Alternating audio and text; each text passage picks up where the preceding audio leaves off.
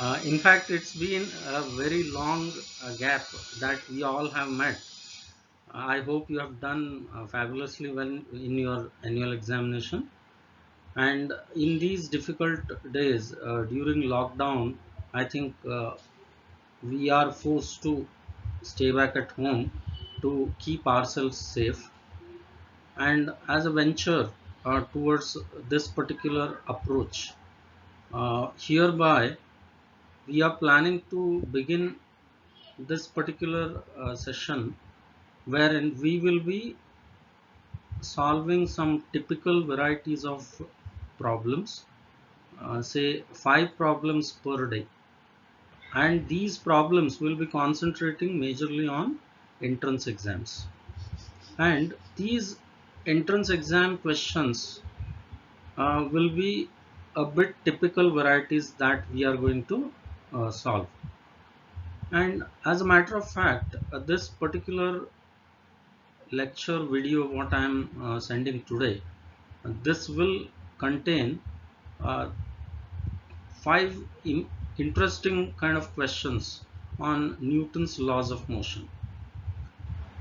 And hereby I suggest you guys kindly go through this video, then you opine whether this could be carried further so that we can solve more typical varieties of questions on entrance exams, like NEET, may it be JEE, may it be KCET, or any sort of entrance exam you are planning to take up with. So I suggest each one of you once again to go through this video and kindly give us your opinion regarding the continuity of such varieties of exercises. Fine. So today I will be beginning with, as I was mentioning earlier, today I'll be beginning with Newton's laws of motion, and in this particular part I'll be considering or concentrating on some five most interesting questions, and the difficult levels of each of these questions will keep on increasing. And as a matter of fact, in my next session I'll cover few more interesting problems on laws of motion. In fact, some of you had contacted me personally requesting me to conduct a session on Newton's laws of motion. So with reference to that particular approach, I'm beginning with this converging conceptual uh, nature of a session on Newton's laws of motion. I suppose we will have a win-win situation. Let us move ahead to our first situation here, first problem.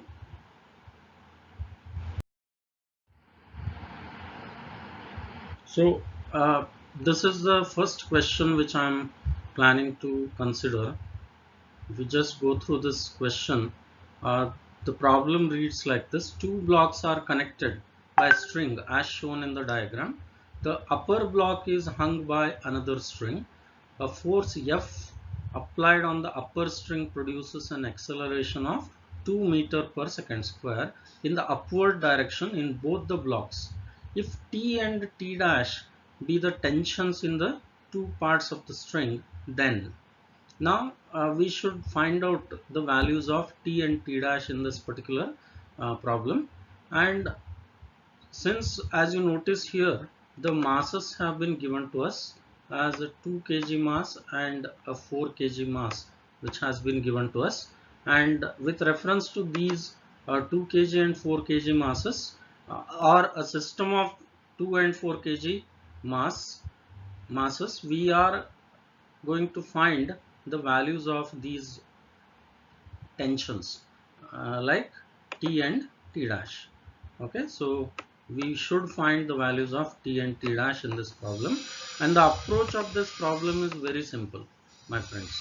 The approach I will just narrate it to you. Fine. Now let's move on to the solution of this, and the options are given as below. You all can take a note of these options. Now let us move to the solution of this problem. Now, as we notice here, I'll be considering initially the free body diagram of the blocks. So if you just take a look at free body diagram of 2 kg mass, as you can notice here, this 2 kg mass contains 20 Newton. That means I am considering acceleration due to gravity, that is a small g. I am taking it to be 10 meter per second. So if you take the g as a 10 meter per second here, so according to this 10 meter per second value, mass into acceleration due to gravity, that will give me the weight, and this weight is obviously 2 into 10, that will be 20 Newton, and this 20 Newton is directed downward.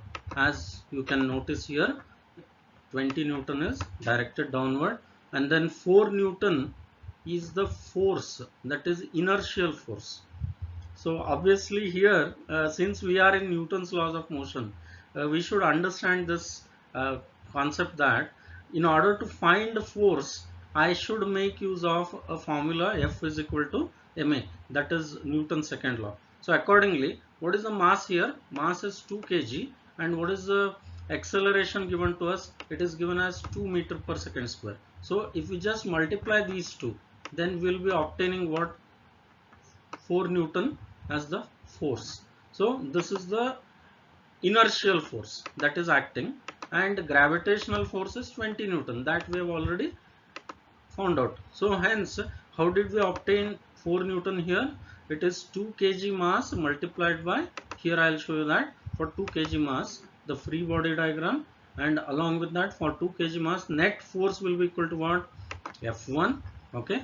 So F1 can be found out by using 2 kg into 2 meter per second square. That should give me what? 4 Newton. Okay, so this 4 Newton force is obviously acting in the upward direction, because this 2 kg mass and 4 kg mass, both of them are directed upward. So hence I am showing this 4 Newton force in the upward direction. Okay, I hope this is clear to you. Now accordingly, I can very easily say that net force that is acting on block of mass 2 kg, that will be what? F1, and F1 will be equal to T minus T dash. As you can notice here, T is upward and T dash is downward. So obviously it should be T minus T dash here, as you can notice, and minus 20 is acting downward.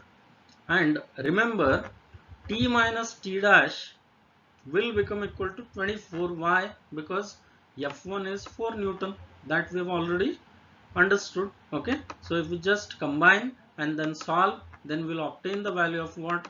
T minus T dash. T minus T dash will be equal to 24. Fine. So now let us go to the second block now. In the second block, that is 4 kg mass, the free body diagram is just similar to what we have noticed. Okay, and here I am considering for 4 kg block the tension T dash. Now this tension T dash, which was acting downward for 2 kg mass, here it will be acting upward for 4 kg mass, obviously, right? Okay, so accordingly we are obtaining the tension T dash in the upward direction, and accordingly the gravitational force due to that mass of the block, okay, and acceleration due to gravity, that will be 40 Newton, because 4 into 10, that will be equal to 40 Newton. What about inertial mass? It is 8 Newton, because 4 into 2 meter per second square, that should give me what?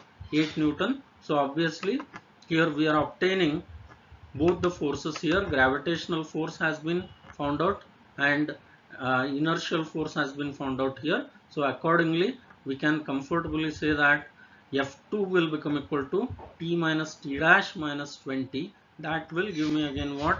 T minus T dash is equal to 28.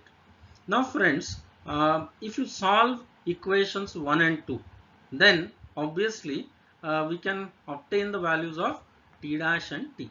T dash will work out to be around 47.23 Newton and T works out to be around 70.8 Newton. Okay, so hence our right choice is option A here. I hope this particular solution is clear to you. So I've given a very simple approach to this particular problem. Okay, so remember, in a connected system, always try to uh, include gravitational mass as well as inertial gravitational force as well as inertial force. Okay, then take the combination of those two. That will become a dead easy solution. I suppose this is clear. Now let us move ahead to the next question. And this particular question is a simpleton again. This is one of the most frequently asked variety of question that we can see in the entrance exam case. Okay, so let us take a look at the statement of the problem. A block is kept on a frictionless inclined surface with angle of inclination alpha. The incline is given an acceleration a to keep the block stationary. Then a is equal to. So we should find the value of acceleration here. If you just notice here, the diagram is given to you. So again, we need to draw the free body diagram, but I will tell you the most easy approach of solving this problem. Okay, so we can draw the free body diagram, but directly we will consider only the forces that are required to solve this problem. Okay, now let's take a look at the solution to this problem. So first and foremost thing, again we'll go with a free body diagram of the given inclined plane. If you just see here, we are showing a few things here. As you can see, mg is vertically downward as it is shown here, and mg's, and if we just draw a particular normal line to this diagram, then the angle between normal and mg, that will be equal to what? Alpha here, correct? So accordingly I can very easily calculate the component of mg here. So hence component of mg has been shown here as mg sine alpha, so which has been shown as the component along the plane. Fine. So as you can notice here, the direction of the mg sine alpha is parallel to the inclined plane. So hence we will take it to be as what? The component of mg along the plane. And accordingly, since acceleration a is given to us in this way, acceleration a is given to us in this direction. So accordingly, I can very easily see that the block has to be restrained, or block has to be maintained back at this position only, correct? So in order to maintain it in this position, there must be an opposing force, and this opposing force I take it as what? M into A. This is the Newtonian force, or force, inertial force we can say, Newtonian force or inertial force. And this Newtonian force I am taking it as what? M into A only. Why? Because acceleration is A here, and inclined plane is given an acceleration of A. That clearly indicates that the acceleration to the block is also what? A only. So hence, what is the mass of the block? It is m. So hence we will take its acceleration to be what? M into A. M into A as the force. Okay, by considering all these things. Then as you can see here, there is an angle alpha between MA and inclined plane. So obviously that angle alpha I am considering, and accordingly I am considering what? I am going to consider the component of MA along the plane again. See, this is the best method. So consider the component of that inertial force along the plane. So that force is nothing but what? Ma cos alpha, as you can notice here. And this Ma cos alpha will be in the opposite direction to mg sin alpha, and this happens to be the crust of this problem. Okay, so hence now let's go ahead and take a look at the solution. Let us solve it now. it's like a cakewalk now. So force F is equal to ma is applied in order to avoid slipping of the block, as I was mentioning earlier. So accordingly, component of F along the inclined plane I am taking to be F cos alpha, and here we know that for the block to remain stationary, this force F must be equal to mg sin alpha. So F equal to mg sin alpha is equilibrium. Correct? It is the condition of equilibrium. So in order to maintain the block in the same position, in this very position, I must take both the forces to be equal. Then only that block will remain stationary. So accordingly, what I am doing here, I am considering F is equal to mg sin alpha, and due to that reason we can very easily write ma cos alpha is equal to mg sin alpha, and thus we'll get A is equal to g sin alpha by cos alpha, which is nothing but the acceleration A is equal to g tan alpha. Fine. I hope this approach is clear. Do you find it to be most easy approach? Fine. So now let's go ahead with the next part, and before I move further, remind to you, option B is our right choice. Fine. Okay. So hence now let's move on to the next situation here, that is next problem. I hope these two questions are clear. Any doubts or queries, kindly contact me back and post me the doubts. Okay, so now let's move on to the next set of problems. So thank you all my students, and I will come back with many of such video lectures. Okay, see you all guys soon. Thank you very much. Have a pleasant study hour, and practice once again all these questions thoroughly. Okay, I'll be back soon. Thank you.